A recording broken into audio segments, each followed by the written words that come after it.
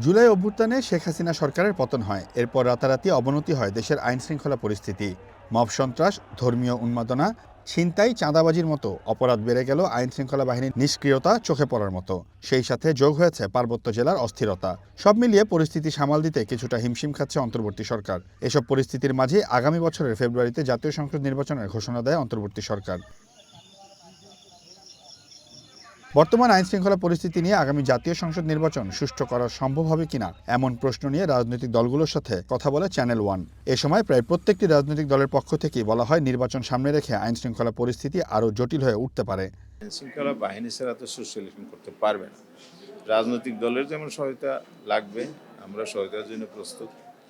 আইনশৃঙ্খলা বাহিনীকে ইফেক্টিভ ফাংশনেবল করতে হবে, তাইলেই মাত্র সম্ভব সুষ্ঠু নির্বাচন। তার চাইতে বড় কথা হলো যে প্রশাসন নিরপেক্ষতা। প্রশাসন যদি জনগণের ভোটাধিকার নিশ্চিতকরণে পক্ষপাতদুষ্ট না হয়ে দেশ, জনগণ, জাতির সামনে বিশেষ করে এই বিপ্লবের আকাঙ্ক্ষা বাস্তবায়নে যদি উৎসমুখর পরিবেশে সুষ্ঠু নির্বাচন করতে চায়, সবচাইতে বড় প্রয়োজন হবে টোটাল গভর্নমেন্ট মেকানিজমটা যাতে এখানে ন্যায় বিচারের উপর প্রতিষ্ঠিত থাকে। এছাড়াও বর্তমান প্রশাসন ও আইন শৃঙ্খলা বাহিনী সংস্কার নিয়েও আছে জটিলতা। এই অ্যাডমিনিস্ট্রেশন এবং আইন শৃঙ্খলা রক্ষাকারীর যেই অবস্থান এখন আছে, এদেরকে দিয়ে কোনোভাবেই একটা ইলেকশন রান করানো যাবে না। আমরা যখন ইলেকশন কমিশনে গেলাম, ইলেকশন কমিশন বলছে যে তার যে সেট আপ তার লোকদের মধ্যে আছে, তার যেই সৈন্য সামন্ত এখন আছে, কর্মকর্তারা আছে, এদের কারোরই একটা ফ্রি ফেয়ার ইলেকশন করার অভিজ্ঞতা নাই। আমাদের পুলিশের মনোবল এবং এটার ইন এইড টু সিভিল মানে অ্যাডমিনিস্ট্রেশন যারা কাজ করছেন, আর্মি বা বিজিবি যারা কাজ করছেন, এদেরও আমরা দেখছি যে এক ধরনের হীনমন্যতা বা আমি যেটা বলতে পারি যে এক ধরনের আত্মবিশ্বাসের অভাব আছে।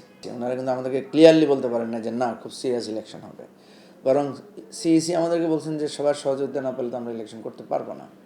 এদিকে গত এক বছরে রাজনৈতিক দলগুলোর অভ্যন্তরীণ কোন্দলে হতাহতের ঘটনা ঘটেছে। এছাড়াও নির্বাচনে মাঠ দখলকে কেন্দ্র করে অস্থির হতে পারে পরিস্থিতি। যে সরকার একটা মব ফেস করতে পারছে না, লাইক আপনার ধরেন যে পার্বত্য চট্টগ্রামে এখন যা হচ্ছে, এটা একটা সমস্যা, এটা ফেস করতে পারছে না। অথবা আপনার যদি আমরা বলি যে সীমানা নিয়ে যখন দ্বন্দ্ব হলো, আপনার ফরিদপুরের ভাঙার যে আন্দোলনটা হলো, সেটা ফেস করতে পারছে না, পুলিশ নীরব দাঁড়িয়ে আছে বা কিছু।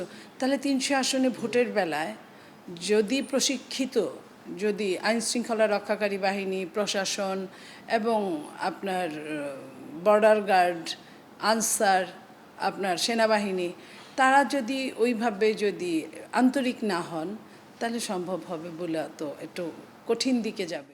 তবে দলগুলো বলছে সংস্কারবিহীন প্রশাসন আর আইন শৃঙ্খলা বাহিনীতে এখনও রয়ে গেছে আওয়ামী লীগের অনেকেই, যারা নির্বাচন বানচাল করতে পারে বলেও আশঙ্কা তাদের।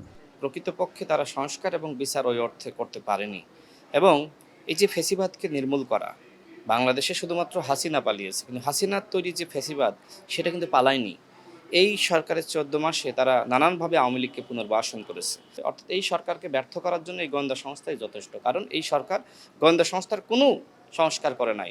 সুতরাং এই অবস্থায় আসলে আগামী নির্বাচনটা সরকার যে বলছে ইতিহাসের সেরা নির্বাচন, আমার কাছে মনে হয় যে ইতিহাসের চ্যালেঞ্জিং নির্বাচন হবে। আগামী জাতীয় নির্বাচনকে পুলিশ, আনসার ও অন্যান্য বাহিনী সহ প্রায় 8 লাখ আইনশৃঙ্খলা বাহিনীর সদস্য মোতায়েন করা হবে। 2026 সালের ফেব্রুয়ারি মাসের প্রথমার্ধে অনুষ্ঠিত হতে যাচ্ছে ত্রয়োদশ জাতীয় সংসদ নির্বাচন। আর এই নির্বাচনকে সামনে রেখে আইনশৃঙ্খলা বাহিনীর পরিস্থিতি নিয়ন্ত্রণে প্রতিনিয়তই নতুন নতুন কৌশল নিতে যাচ্ছে অন্তর্বর্তীকালীন সরকার। তবে রাজনীতিবিদরা বলছেন বর্তমান প্রশাসন এবং আইনশৃঙ্খলা বাহিনী যেহেতু সংস্কার হয়নি, তাই এই প্রশাসন এবং আইনশৃঙ্খলা বাহিনীর অধীনে আগামী নির্বাচন কতটুকু সুষ্ঠু হবে সে প্রশ্ন রয়েই যায়। Seoul Ahmed, one news, Dhaka.